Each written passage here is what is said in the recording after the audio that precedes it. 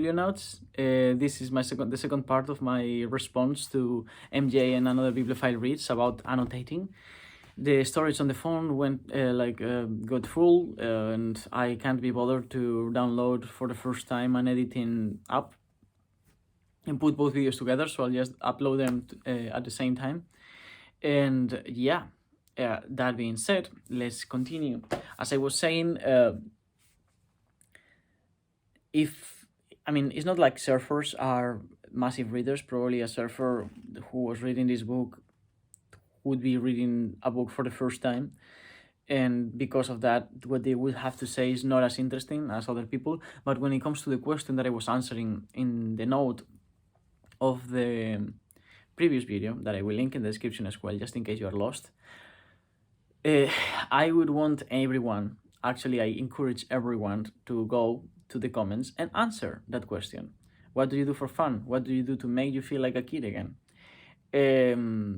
Because of that, if I found it on the book, I would love to read whoever wrote that answer. I would even want to know who they are, most likely.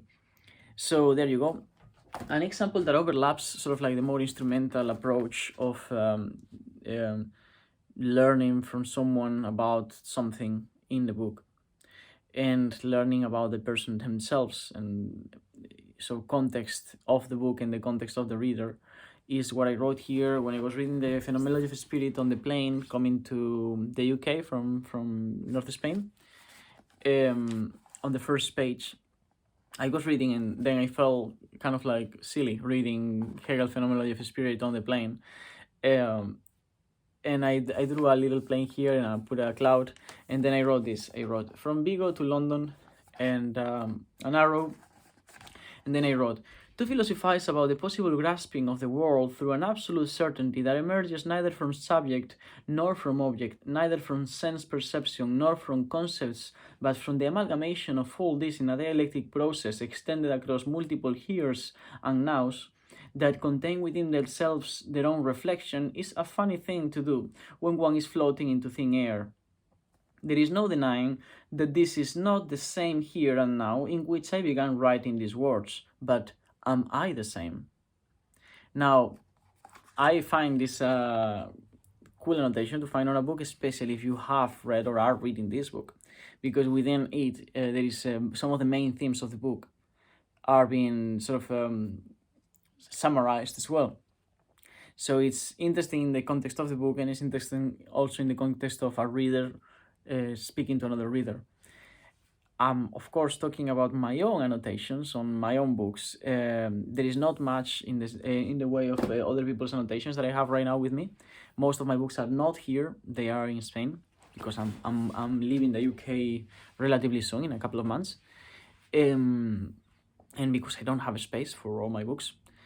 But I have come across books and annotations in books. I have even met people found people and met them through the annotations that I found in their books when I was buying in second-hand bookstores in Spain, much younger, as a teenager.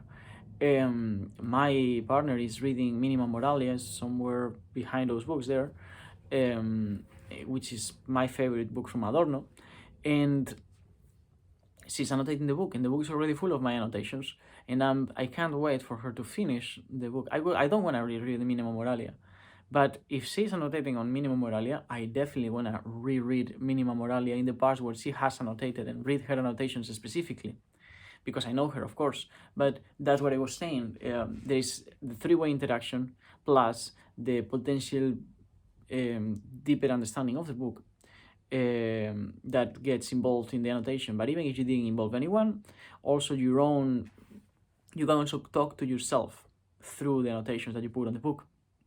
If you reread a book and you annotated the book, as it was the case with this one, I annotated this book like 2 years ago, something like that. If I reread it now, my previous self, my older self, my younger self was going to be speaking to me. And that is also interesting. So those are all my reasons for annotating. I think we can close the subject here. I think this is the definitive compendium of why annotate. So yeah, no, don't bother to make any more responses. Just assent to my gospel. Of course not. If you have anything else to say or add, or are agree with Greg and are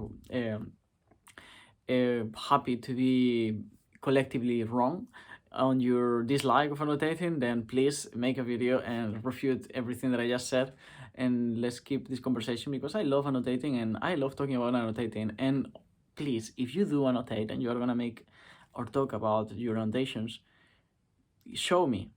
Like, not, don't just tell me that you like annotating. Show me some of your annotations. Take the book and show me where you annotated and what you wrote. Even if it's your shopping list, you wouldn't believe the things I write on my annotations. I could make a whole video about absurd random annotations that I have on books that I don't even write on my diary. And that's it. I'll see you on the other side, and I look forward to know your thoughts on annotating. Thank you, Booktube.